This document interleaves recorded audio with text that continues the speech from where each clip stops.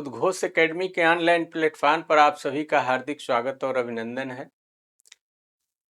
मित्रों, पिछले जो वर्ष के पेपर हैं उनको लेकर के आज हम आए हैं। आज उनको हम लोग हल करेंगे। देखते हैं कि किस तरह से प्रश्न आए हुए हैं, उनकी प्रकृति क्या है, इन सभी बातों की चर्चा इसमें होगी। तो आइए देखते हैं। देखिए, लिखा हुआ है UP TET Hindi previous year 2000 जो है 22 का ये पेपर है। आइए देखते हैं। इसमें पहला जो सेट है वो है कि निम्नलिखित में वाचन शिक्षण की विधि नहीं है। इसमें वाचन शिक्षण की विधि कौन सा नहीं है? तो आप जानते हैं कि शिक्षा जगत में वाचन शिक्षण की कई विधियां लागू होती हैं। ठीक है, इसमें एक तो होता है कि अक्षर बोध कराना बच्चे को बता करके, दूसरा जो है अनुध्वनि होती है। इसके बाद इसमें ध्वनि साम्य विधि भी आती है, समवेत भी आता है। एक होता है कि देख करके बच्चों को बताना, उनसे कहलवाना, ये भी विधि, ये इसमें नहीं है। व्याख्या विधि ये बड़े स्तर पर आ जाती है। बच्चों के शिक्षण में यानी बचपन में ये सब इस विधि का प्रयोग नहीं होता है, तो ये इसमें नहीं होगा। चलिए अगला क्वेश्चन देखते हैं। निम्नलिखित में अभिवृत्त्यात्मक उद्देश्य है। अभिवृत्ति माने क्या होता है? झुकाव होता है एक तरह से, यानी रुचि होती है। किस तरफ बच्चे की रुचि है, किस तरफ झुकाव है, उससे लिया जाता है। देखिए, इसमें पहला विकल्प दे रहा है साहित्य का रसास्वादन। केवल साहित्य का रसास्वादन कर लेने से काम नहीं चलेगा, तो ये नहीं होगा। दूसरा है स्वानुभूत विचारों और भावों को अभिव्यक्त करना, यानी अपने ही विचारों, स्वयं द्वारा जो विचार दिए जा रहे हैं, जो भाव दिया जा रहा है, उसी को अभिव्यक्त किया जाए, ये भी नहीं होगा। ये भी नहीं होगा। धैर्य पूर्वक किसी चीज को सुन लेने से भी जो है वो बात नहीं आएगी, वो वृत्त नहीं आ पाएगी। तो बचा क्या आपका? भाषा और साहित्य में रुचि। अगर किसी बच्चे के अंदर ये गुण आ रहे हैं तो उसके झुकाव के आधार पर, या आप कह सकते हैं कि उसके अंदर उन चीजों को आप जागृत करा ले जाएंगे, जैसे संवाद लेखन का काम करना हो, पत्र लेखन का काम करना हो, या किसी भी तरह का इस तरह का जो एक्टिविटी होती है शिक्षा की अध्ययन की, वो आप उसमें करा सकते हैं। तो ये इसमें सही हो जाएगा। तीसरा है हिंदी साहित्य के इतिहास के संबंध में modern vernacular literature of Hindustan. किसने लिखा था ये किताब? तो हिंदी साहित्य के इतिहास के संबंध में ये किसने लिखा? तो इसमें देखें, ये जो है लिखे हैं किताब, लेकिन इस संबंध में इन्होंने कुछ नहीं लिखा है। ये लिखे हैं, ये इन्हीं की किताब है। ठीक है, और ये देखिए, इनको भी आप देख सकते हैं, इन्होंने भी हिंदी साहित्य का इतिहास लिखा था, गारसा दत्तासी। यानी हिंदी साहित्य के इतिहास का जो पहला बंटवारा कहा जाता है, गारसा दत्तासी ने किया था। और इन्होंने एक किताब लिखा था, इस्तवार द लॉ। इस्तवार द लॉ लिटरेच्योर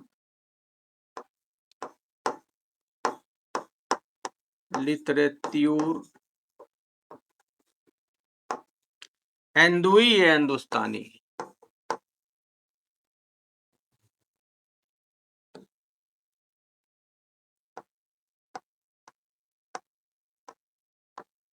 हिंदुई ए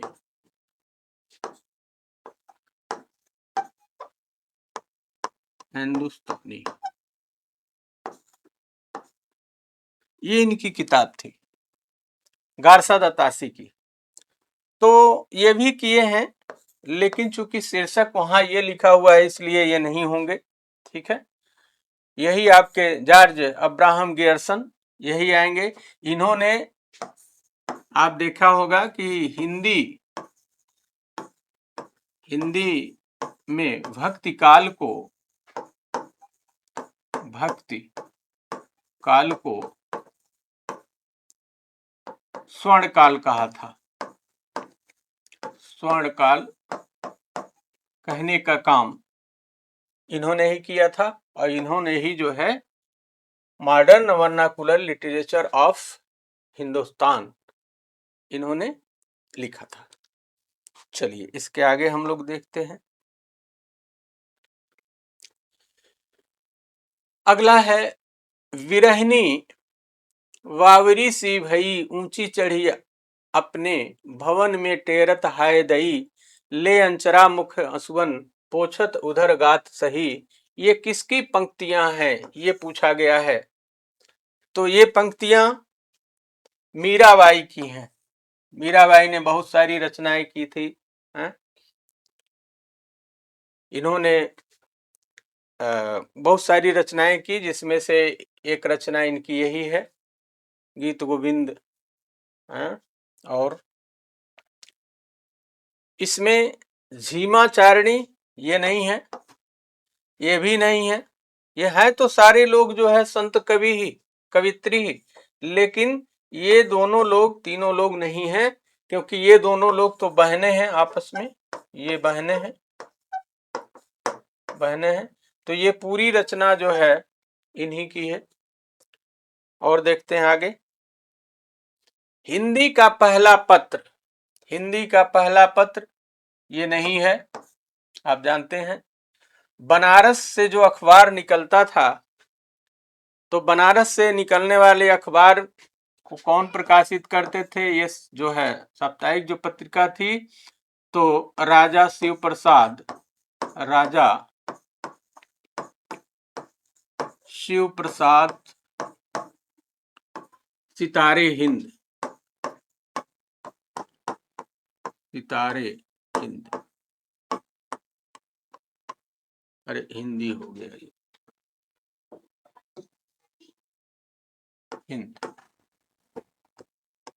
राजा शिव प्रसाद सितारे हिंद जी जो है इसका प्रकाशन करते थे।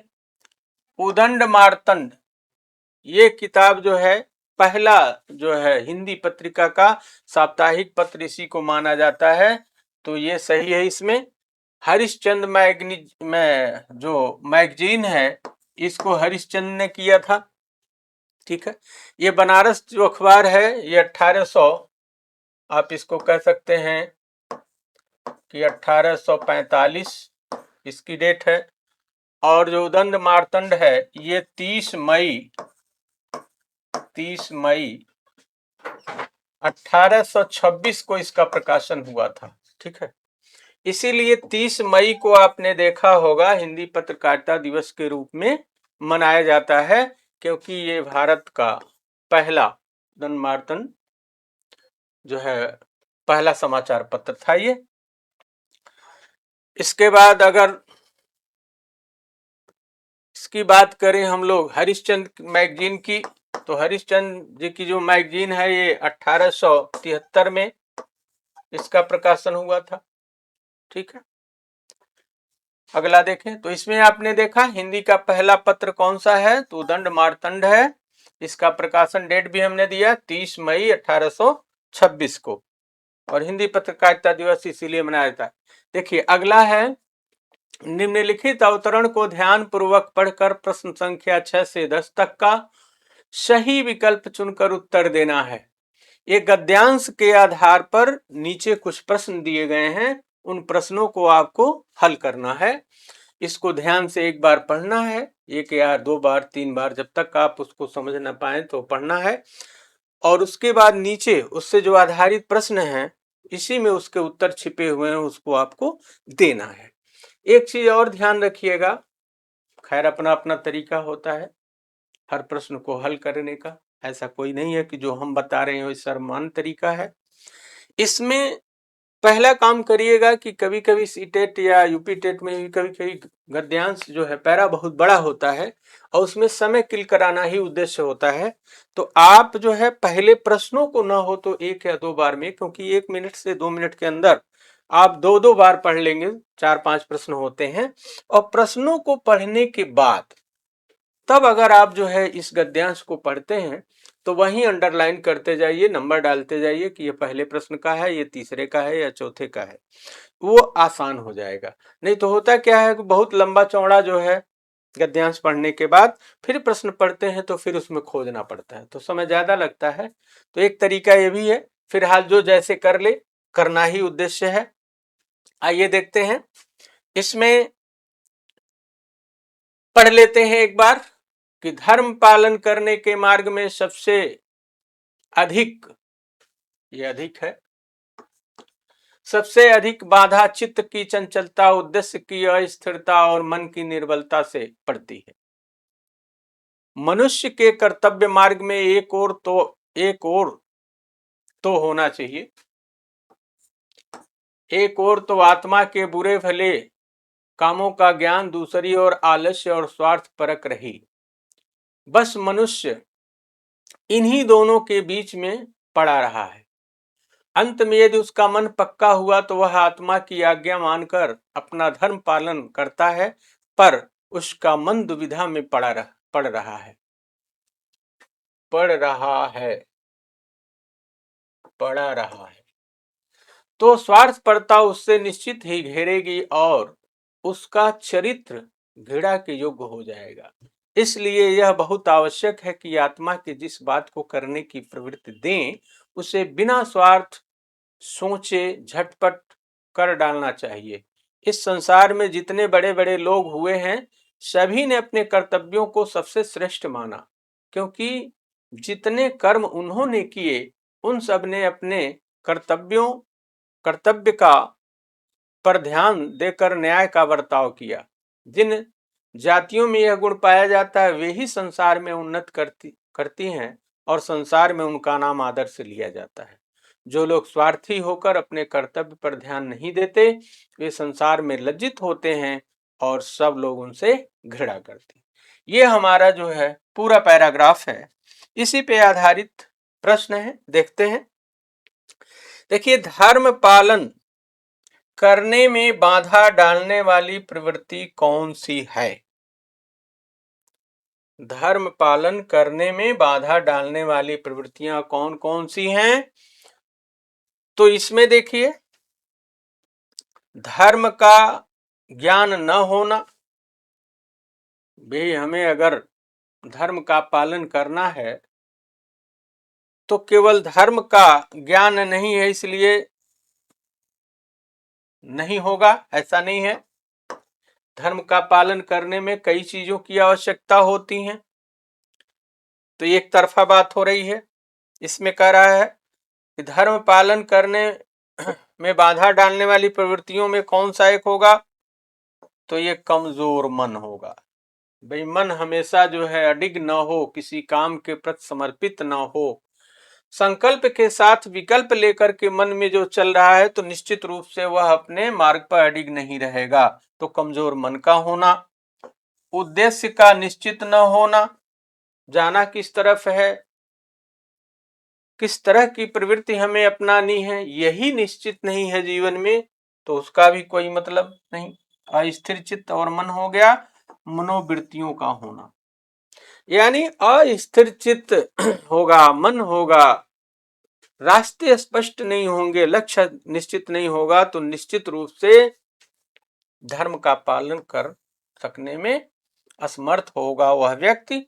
तो इसलिए इसमें देखें तो ये आपका सही हो गया। दूसरा, आलस्य की अधिकता, आलस्य की अधिकता से धर्म पालन करने में बाधा होगी ऐसा नहीं है, लेकिन मुख्य प्रवृत्तियों में ये नहीं आएगा। ठीक है, अगला देखते हैं। संसार के बड़े बड़े लोगों ने सबसे श्रेष्ठ माना है, इसमें देख लीजिए, संसार के बड़े बड़े लोगों ने सबसे श्रेष्ठ क्या माना है। यहां देखिए, पहले वाले का भी उत्तर इसमें आप देख सकते हैं। देखिए कि चित्त की चंचलता, उद्देश्य की अस्थिरता, मन की निर्बलता, ये जो आती है ये चीजें बाद की होती हैं, यही मुख्य होता है मन की दशा में। तो ये पहले वाले का उत्तर, ये वाला दूसरे वाले का उत्तर। इस संसार में देखें जितने भी बड़े बड़े लोग हुए हैं वो क्या किए हैं? अपने कर्तव्य को श्रेष्ठ माना है उन्होंने। आपका इसी लेख से मिल रहा है। तो देखिए इसमें संसार के बड़े बड़े लोगों ने सबसे श्रेष्ठ क्या माना है? सदाचार को कह रहा है, परोपकार को कह रहा है, उत्तम चरित्र को कह रहा है, अपने कर्तव्य को। तो इसमें अपना अभी आपको हमने दिखाया कर्तव्य को उन्होंने बड़े बड़े लोगों ने माना है, क्योंकि अगर आप कर्तव्य करते हैं, नियम धर्म से अपने आचार विचार करते हैं, तो ये सारी चीजें तो उसमें आ गई। कर्तव्य का जितना निर्धारित किया गया हो वो सब काम हमने किया तो सदाचार भी होगा, अच्छा आचरण हो गया, परोपकार भी होगा, यानी मुझसे कोई अन्याय नहीं होगा, उत्तम चरित्र तो अपने आप बन जाएगा।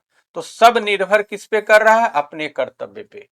यानी जिस व्यक्ति का जो कर्तव्य है, अगर सारे लोग अपने कर्तव्यों का निर्वहन करते हैं तो ये बाकी चीजें अपने आप ठीक होती चली जाएंगी। अगला देखिए, निर्बलता शब्द में उपसर्ग और प्रत्यय सही है।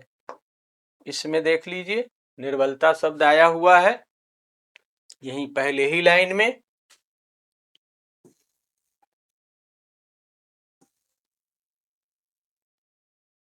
चलिए देख लीजिए, ये निर्बलता, तो निर्बलता शब्द आया हुआ है, देख लीजिए इसको। कह रहा है निर्बलता में उपसर्ग भी आपको बताना है, प्रत्यय भी आपको बताना है। तो इसमें देखिए, निर लगा हुआ है, बलता लगा हुआ है। आप जानते हैं कि जब कोई अक्षर जुड़ती है, वर्ण विच्छेद अगर आप करें, तो यहां जो है इसमें अ आ रहा है, ठीक है, इसमें भी है, तो ये जो है कतई नहीं होगा।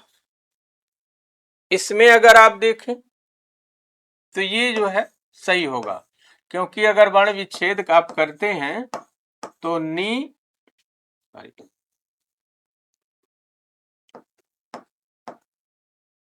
न धन ई, फिर आपका र धन अ,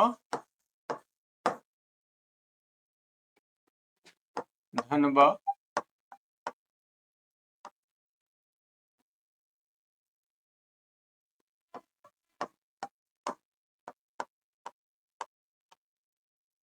तो सीधी सी बात है कि इसका जो अ है इधर से हम जोड़ लेते हैं तो ये जो है निर शब्द ही आएगा इसमें, इसके हिसाब से। बाकी ये शब्द जो है अच्छे, ये बलत है, बलत कोई शब्द नहीं है, अतः ये भी ऐसे ही कट जाएगा, ये भी कट जाएगा, और इसमें चूंकि पूरा बना दिया है इसलिए भी कट जाएगा। तो आपका सही होगा निर्धन बल, यानी निर जो है उपसर्ग हो जाएगा और बल तो एक सार्थक शब्द है ही, लास्ट में जुड़ता है जो प्रत्यय है तो ता इसमें प्रत्यय हो जाएगा, ठीक है। तो इसमें आपका दूसरा विकल्प सही हो जाएगा। आगे देखिए, कायर, कायर की भाववाचक संज्ञा बताया गया है, जो पूरे भाव को एक स्थिति या दशा का जो ज्ञान कराए वो भाववाचक संज्ञा होती है, कि कोई वस्तु किस अवस्था में किस स्थिति में है। जैसे आप कहते हैं बचपना है, बुढ़ापा है, तो बचपना या बुढ़ापा एक स्थिति या अवस्था का ज्ञान करा रहा है।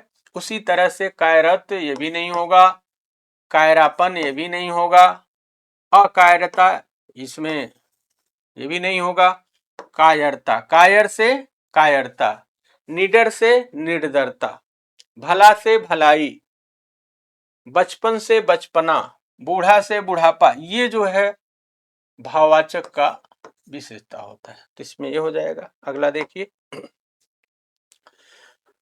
अपना मतलब निकालने वाले के लिए उचित शब्द क्या है? तो जो अपना मतलब निकाले दूसरे का ध्यान न दे, स्वार्थपरता लिखा हुआ है। स्वार्थपरता जो है ये भाववाचक संज्ञा में जा रहा है, तो ये नहीं होगा, स्वार्थी इसमें होगा। स्वार्थी व्यक्ति ऐसा होता है जो सिर्फ अपना मतलब जानता है, दूसरे के प्रति वह कोई जिम्मेदार नहीं होता। स्वार्थपरक ये भी नहीं होगा, ये भी नहीं होगा। कुटिल का मतलब होता है कि छल कपट वाली बुद्धि, तो ये भी नहीं होगा। अगला देखें, पंकज में कौन सा समास है? देखिए, दिगु में क्या होता है? द्विगु में संख्या की बात की जाती है, संख्यावाचक। कर्मधारय में पहला जो है विशेषण होता है, विशेषण होता है, दूसरा विशेष्य होता है, इसमें से विशेष्य,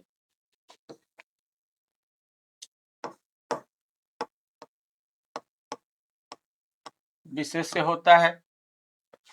तो आप कह सकते हैं ये भी नहीं होगा। इंद्र, ये कोई है ही नहीं। तो बचा क्या? बहुव्रीहि आपका बचा। बहुव्रीहि क्यों हुआ? पंक धन जा,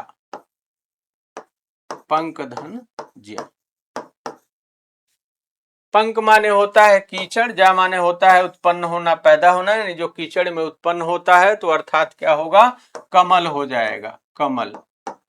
यानी दोनों के अर्थ के अलावा तीसरे अर्थ की प्रधानता हुई, इसलिए ये बहुव्रीहि समास हो जाएगा। ठीक है, इसके आगे देखते हैं। अयोगवाह कहा जाता है। देखिए इसमें आया है अयोगवाह, तो इसमें पहला ही हो जाएगा। अयोगवाह में अंग और अह, यही दो तो आते हैं, अंग और अह। कारण यह है कि जो योग ना हो, यानी योग ना होने पर भी जो साथ रहे, उसे अयोगवाह कहते हैं। इसका कारण क्या है कि हमने आपको पढ़ाते समय बताया था कि ये जो है पूरी तरह से योग नहीं करते। जैसे मान लीजिए कहीं संग लिखा हुआ है, संग, तो इसका मतलब इसको वर्ण विच्छेद करें तो क्या हो जाएगा? अंग होगा। फिर इसमें जो है अगर आप जो जोड़ेंगे अंग, ये अभी इसको हटा दीजिए,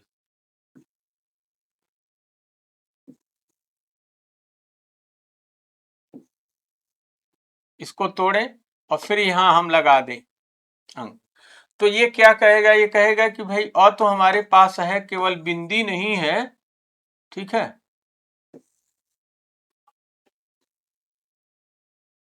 और हमारे पास है, केवल ये बिंदी हमको दे दो तो हो जाएगा। तो यानी आधा अधूरा दिया, पूरा नहीं दिया, इसीलिए इसको जो अयोगवाह कहते हैं।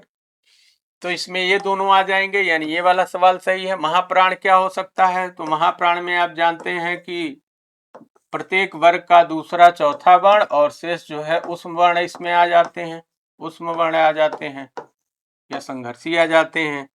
ठीक है, संयुक्त व्यंजन में आप जानते हैं कि छ है, त्र है, ज्ञ है और स्र है, ये आ जाते हैं। अल्प प्राण में आप जानते हैं पहला है, प्रत्येक वर्ग का पहला, तीसरा और पांचवा वर्ण इसमें आ जाता है, और प्लस आता है आपका अंतस्थ वर्ण, अंतस्थ वर्ण, तो ये भी इसमें आ जाएगा। आगे देखते हैं, तो इसमें पहला सही हो गया। एक ओर अजगर लखही एक ओर मृगराय, बिकल बटोही बीच में परियो मूर्छा खाए। ये परियो होना चाहिए, परियो मूर्छा खाए। इन पंक्तियों में प्रयुक्त कौन सा रस है? तो रस आप जानते हैं वीर रस में, यानी ऐसा कुछ वर्णन किया जाए जिसको पढ़ करके, सुन करके, देख करके रोम रोम फड़क उठे, यानी शरीर में एक उत्तेजना पैदा हो, तो वहां वीर रस होता है। ये नहीं होगा। क्यों नहीं होगा? यहाँ देखिए, एक और अजगर लखई एक और मृगराय, यानी इस कविता का भाव ये हो रहा है कि कोई पथिक है, कोई राही है। ठीक है, बटोही माने क्या होता है? राही होता है। वो जा रहा है अपनी धुन में, लेकिन एकाएक वो देखता है कि अजगर जो है उसके पीछे सामने है खड़ा, और जब पीछे मुड़ के भागना चाहता है तो क्या देखता है कि पीछे सिंह खड़ा है। तो एक और देखता है तो अजगर दिखाई देता है, एक और देखता है तो उसको मृगराय माने सिंह होता है। अब दोनों स्थितियां बड़ी विकट हो जाती हैं। ऐसे में वो बटोही क्या हो जाता है? बहुत ही परेशान हो जाता है, बहुत भयंकर रूप से डर जाता है। तो जानते हैं कि जब व्यक्ति बहुत डर जाता है तो वह किम कर्तव्य की स्थिति में तो आता ही आता है, शरीर की जो क्षमता है वो साथ नहीं देती है, तो वह जो है बेहोश हो जाता है, मूर्छा खा करके गिर पड़ता है। तो यानी यहाँ डर की बात की गई है। तो डर वीर में तो होगा नहीं। रौद्र में क्रोध होता है, आप जानते हैं क्रोध का होना यहाँ दिखता है। इसमें भयानक में भय लगेगा, सीधी सी बात है। करुणा है तो करुणा रस जानते ही हैं, करुण में जब कोई मर गया हो, जब कोई शोक की बात हो तो उसमें होगा, तो इसमें भयानक रस हो जाएगा। ठीक है, इन सबों के उदाहरण आप लोग बहुत पढ़े होंगे, देख लीजिएगा। वीर रस का, रौद्र रस का। वीर रस का है कि जैसे मान लीजिए, मैं सत्य कहता हूँ सके सुकुमार मत जानो मुझे, यमराज से भी युद्ध में प्रस्तुत सदा मानो मुझे। है और की तो बात ही कि अगर मैं करता नहीं मामा तथा निष्ठा से समर में डरता नहीं। या रौद्र रस का है कि रे निप बालक काल बस बोलत तो ही न संभाल धनु ही शम त्रिपुरार धन विदित सकल संचार। या भयानक रस का है तो ये सबसे अच्छा उदाहरण एक ही आपको मिल गया। दूसरा भी बहुत सारे उदाहरण आपको मिल जाएंगे। जैसे मान लीजिए भयानक रस का दूसरा उदाहरण हो कि उधर गरजती सिंधु लहरिया कुटिल काल के जालों से चली आ रही फेनु गलती फन फैलाए व्यालों से, बाढ़ की दृश्य का वर्णन है। करुण रस में बहुत सारा है। इस करुणा कलित हृदय में अब विकल रागनी बजती क्यों, हाहाकार स्वरों में वेदना असीम गरजती, मानस सागर के तट पर क्यों लो लहर की घातें। या और भी कई उदाहरण इसका ले सकते हैं। शोक विकल सबरो वही रानी, रिपु बलु तेज बखानी करहि विलापन एक प्रकारा, तो इसमें आ जाएगा। अगला देखें, से आया हुआ है विभक्ति चिन्ह, निम्न में से किस कारक के लिए प्रयुक्त हुआ है। तो आप जानते हैं कारक जब आप पढ़ेंगे तो उसमें एक तो जो है आपका करण, करण में भी से आता है, के द्वारा आता है, विभक्ति चिन्ह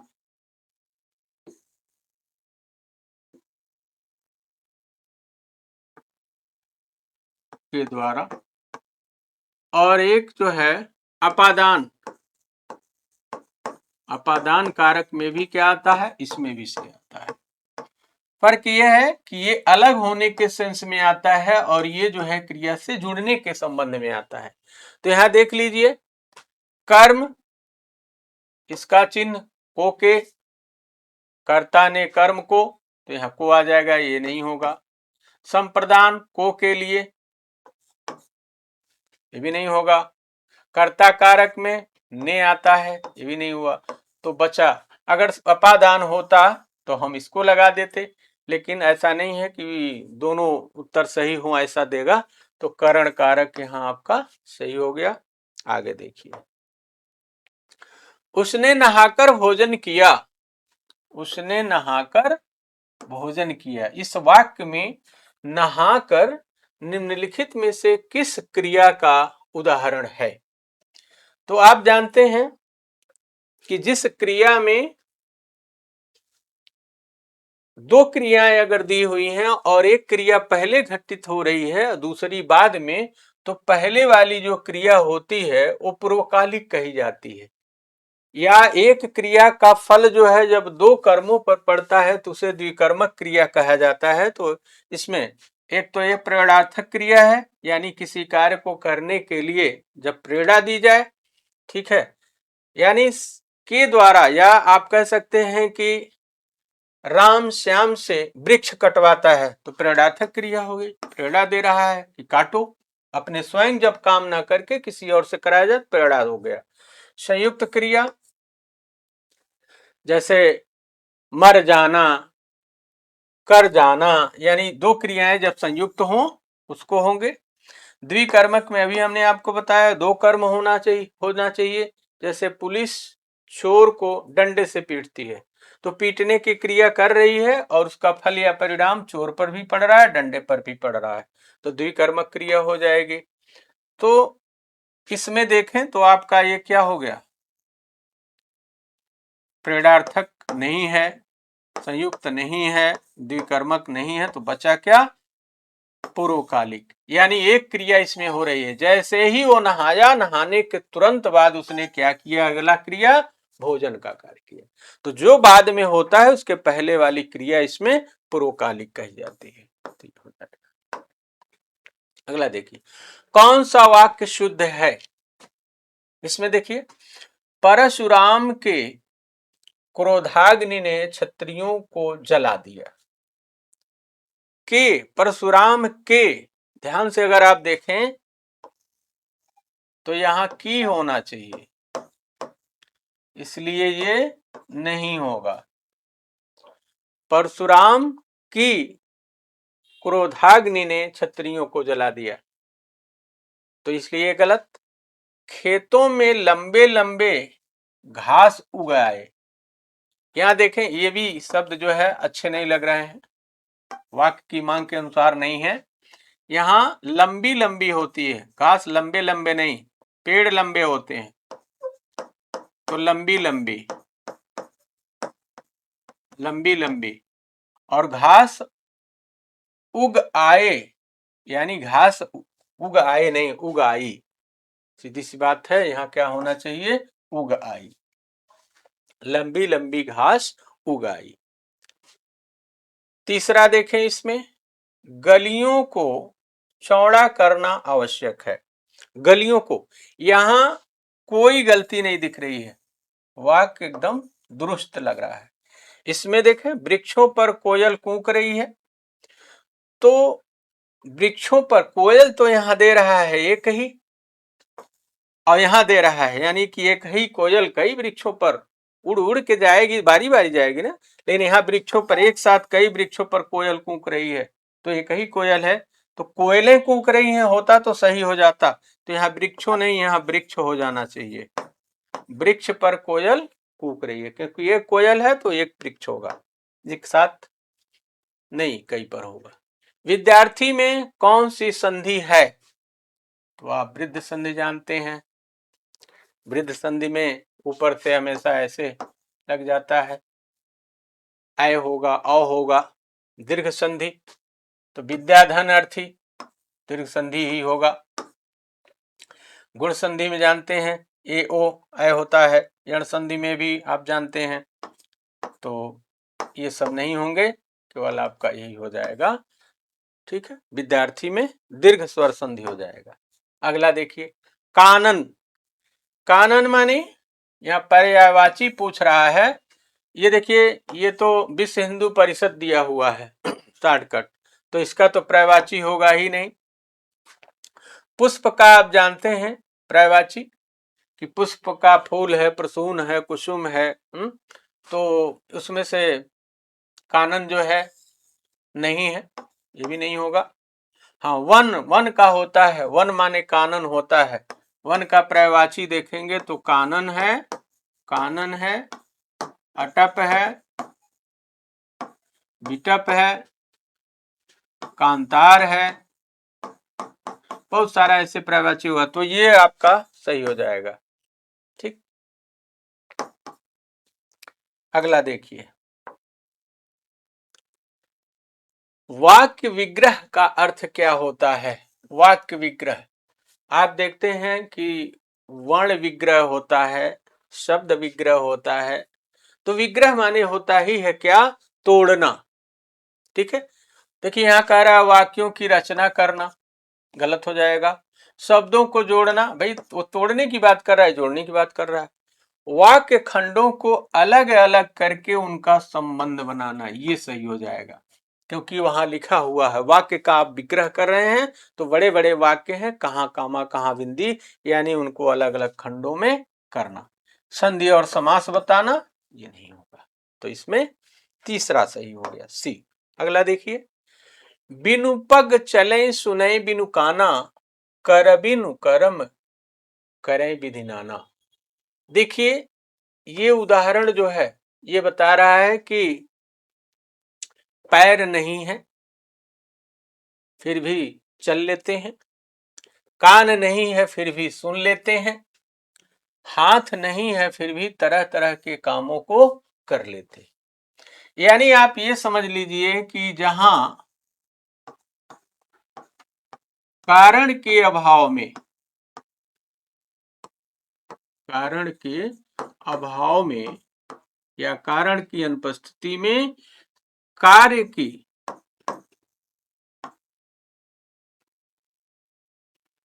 कारण के अभाव में कार्य का वर्णन किया जाए, कार्य का वर्णन किया जाए या कार्य को बताया जाए। आप जानते हैं हर कार्य का कोई न कोई कारण होता है, लेकिन यहाँ क्या है, कारण अनुपस्थित है, सिर्फ कार्य का यहाँ वर्णन किया जा रहा है, सिर्फ कार्य को बताया जाए। यहाँ चलने के लिए पैर जरूरी है, लेकिन कह रहा है पैर है ही नहीं। यहाँ कह रहा है सुनने के लिए कान जरूरी है, लेकिन यहाँ कहा है बिनु काना, यानी कान है ही नहीं। सुनने के लिए कान जरूरी तो कान नहीं। करने किसी काम को करने के लिए हाथ की आवश्यकता है, लेकिन हाथ है ही नहीं। तो यहाँ देखें, कारण नहीं है, केवल कार्य का वर्णन किया गया है। तो इसमें आप इसको सीधे सीधे कह सकते हैं कि विभावना अलंकार।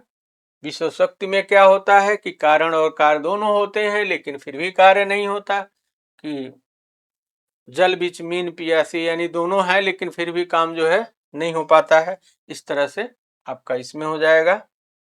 आगे देखिए, सूफी संतों की शैली है। सूफी संतों की शैली यानी जो मनसवी में आपने पढ़ा होगा कि उसमें ईश्वर को या अल्लाह को या अपने गुरु बड़े को जो स्तुति की जाती है, उनकी प्रशंसा में जो बातें की जाती हैं, वो मनसवी में की जाती हैं। तो इसमें यही हो जाएगा। बाकी गजल तो आप जानते हैं गीत है, मरसिया भी अलग ढंग का है, तर्जुमा ये भी अलग है। तो ये सब नहीं होंगे, ये सब नहीं होंगे, ये आपका सही हो जाएगा। अगला है गुड़िया के भीतर गुड़िया के रचनाकार कौन है? तो ये पहला ही इसमें हो गया, मैत्रेयी पुष्पा, कृष्णा सोवती, प्रभा खेतान, उषा प्रियंवदा। ये तीनों लोग नहीं हैं, ये तीनों लोग नहीं है। अगला देखिए, 100 अजान एक सुजान के रचनाकार इसमें कौन है? तो पहले इसमें भी हैं, बालकृष्ण भट्ट हो जाएंगे। बाकी बद्री नारायण चौधरी, ये तीनों लोग उसमें नहीं। अगला देख लीजिए, गोस्वामी तुलसीदास का निधन।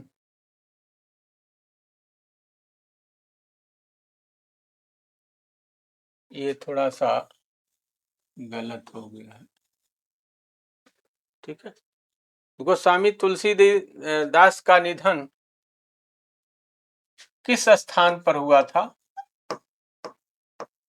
किस स्थान पर हुआ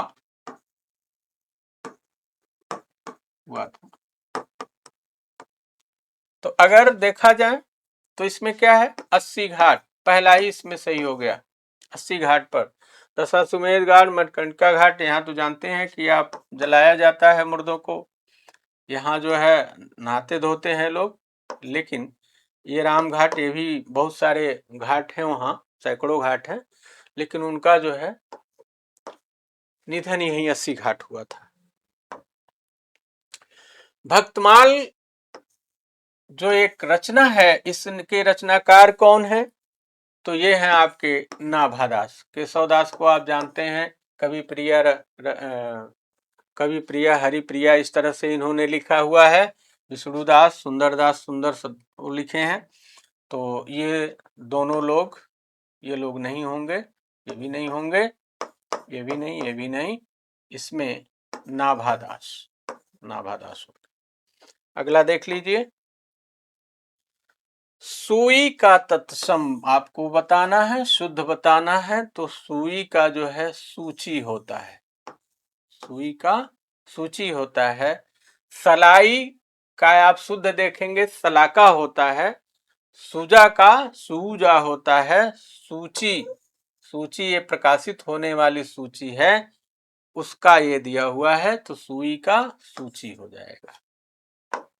अगला देखें, परिसीमन का ये विलोम है, ये विलोम, परिसीमन का विलोम क्या होगा, उल्टा उसका क्या होगा? निर्सीमन, ये नहीं होगा, ठीक है। असीमन, ये भी नहीं होगा, नहीं सॉरी, ये होगा। परिसीमन, जिसकी सीमा लगाई गई, असीमन यानी जिसकी सीमा न निर्धारित की गई हो। ससीम, ससीम का मतलब है सीमा के साथ, तो ये भी नहीं होगा। असीम का ससीम होता है, असीम अगर लिखा होता तो ये सही हो जाता। असीम देखिए दोनों दिया हुआ है, यानी ये ससीम, ससीमन, तो यहाँ थोड़ा सा है, असीम का ससीम होता है, तो ये भी नहीं होगा, ये भी नहीं होगा। इसमें निर्सीमन का असीमन, यानी जिसकी कोई सीमा निर्धारित न की गई हो। धूसर, धूसर शब्द का पर्यायवाची क्या हो सकता है? मेघ का आप जानते हैं पयोधि है, वारिध है, अम्बुध है, निरनिधि है, निरधि है। तो इसमें ध जिसमें आए, घ आए, उसमें देने वाला बादल का पर्यायवाची है। गर्दभ का होता है, गर्दभ का जानते हैं, गर्दभ का बेसर है, धूसर है, चक्रीवान है, वैशाख नंदन है, गधा है, तो ये इसका पर्यायवाची हो जाएगा। अश्व का आप जानते हैं, वाज है, तुरग तुरंग, अश्व, बाज है, घोटक घोड़ा, अजा का बकरी, तो ये तीनों नहीं होंगे, गर्दभ हो जाएगा। भूतों अर्थात जीवों द्वारा होने वाला दुख, दुख वाक्य के लिए एक शब्द बनाना है। तो देखें, इसमें जो भूतों या जीवों द्वारा जो दुख होता है, पीड़ा होता है, तो भौतिक चीजें हो गई, तो इसे कहेंगे आदि भौतिक, आदि भौतिक, यानी ये इसमें सही होगा। क्योंकि जब किसी देवी देवता या प्रकृति के द्वारा कोई दंड मिलता है या दुख होता है, तब उसको हम कहते हैं आधिदैविक, यानी ईश्वरीय दुख जो होता है। और जब शरीर के द्वारा कोई दुख या पीड़ा मिलता है तो उसको हम कहते हैं आधिदैहिक, यानी शारीरिक। आत्मघाती आप जानते हैं, जो स्वयं का नुकसान करता हो, आत्महत्या कर लेता हो, तो इसमें आ जाएगा। अगला देखिए, ऊंट की चोरी निहुरे निहुरे का अर्थ क्या दिया है, यानी ये मुहावरा है, तो इसमें पहला ही सही हो गया कि बड़े काम छिपाकर नहीं किए जा सकते। भाई कोई बहुत बड़ा काम या प्रण आपने किया है तो स्वाभाविक है उसको 10 लोग जानेंगे। इसमें देखिए दूसरा विकल्प, जान जोखिम में डालना, ये नहीं होगा। उदंड व्यक्ति की दुष्टता, ये भी नहीं होगा, ये भी नहीं होगा। तो इस तरह से एक सेट हम लोगों ने हल किया, इसको आप रिवीजन करें, क्योंकि चाहे सी टेट हो, यूपी टेट हो, कुछ प्रश्नों का रिपीटेशन होता है, या तो इसी के हुबहू आधार पर कुछ प्रश्न आते हैं, उससे आपको जरूर लाभ मिलेगा। धन्यवाद।